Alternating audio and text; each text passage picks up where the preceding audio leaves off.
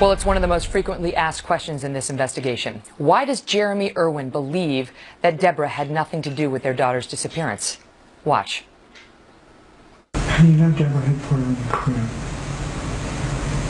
Because of her reaction when I said she's not in there. So I knew that that's when Deborah come unglued, and I knew that obviously that was where she was supposed to be. Right. Okay. So what happened after that? Running all over, I says, you know, maybe for some reason she's next door at Sam's house.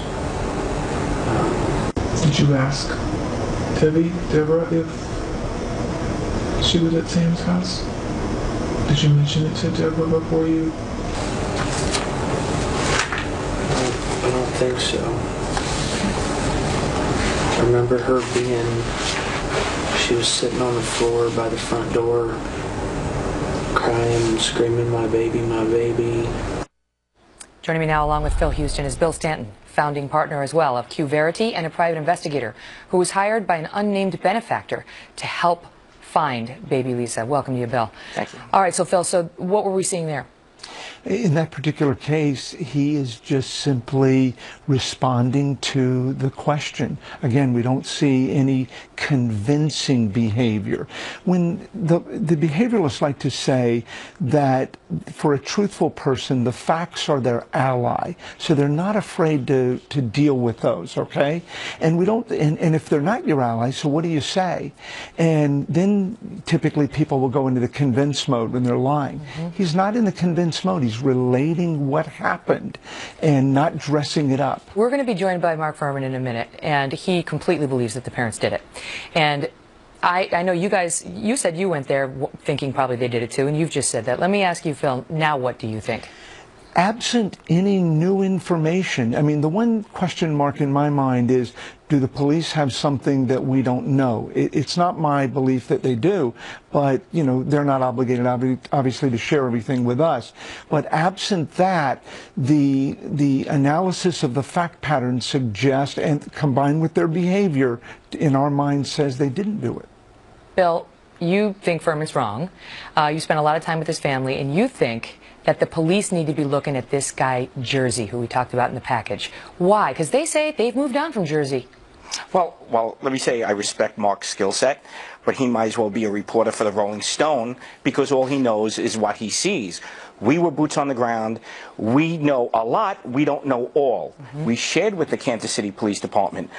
I think, because we still go over it to this day, we'll be on the phone going back and forth, what if, so what, if this person did it. Jersey Joe, there is so much compelling circumstantial and the fact patterns that lead to him, I believe he needs to be focused on and refocused on. Have they ever told you, because we reached out to them even just now and said, what's the evidence on Jersey? Why have you moved on from him? And they wouldn't answer. They wouldn't tell us anything about Jersey. Well, at certain police departments, and I'm not saying it's the case here, but certain police departments, there's a myopic vision, and there's almost a fear to go out because they don't want to be wrong. I'm not saying that's the case here. So I'm hoping this special, what you're doing here, may reopen eyes of certain people and the prosecuting office to look at Jersey and other avenues. I know this is a strange question, but if she wasn't killed by her parents, where could she possibly be? Wouldn't there have been some sign of her? Well, you know what? I think of this when I was down there, and you were down there, and that weather was cold, that this little baby, this little lost soul, is out there in the hands of a stranger or left alone. You know, who did this? This question needs to be answered. And when people say, well, what's the motivation? Obviously, the parents didn't do it for the money. If it was done by mistake, how can you have it both ways, actually drunk and then criminal? But then let's look at Jersey Joe. He's a meth addict.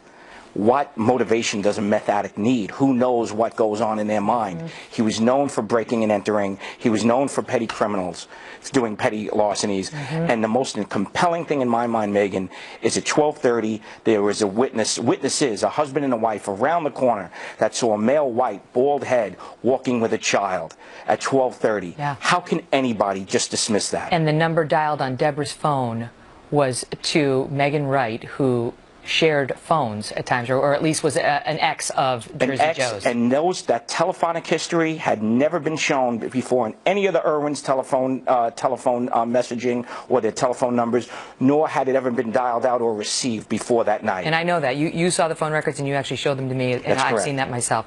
Gentlemen, it's been a pleasure. Thank you so much. Thank you so much, both. Megan. Appreciate it. Well, he's been one of the most vocal critics of Lisa's parents, in particular Deborah, since this story first made national headlines. Up next, why Mark Furman believes this couple, Deborah in particular, is very guilty, even after watching all of this.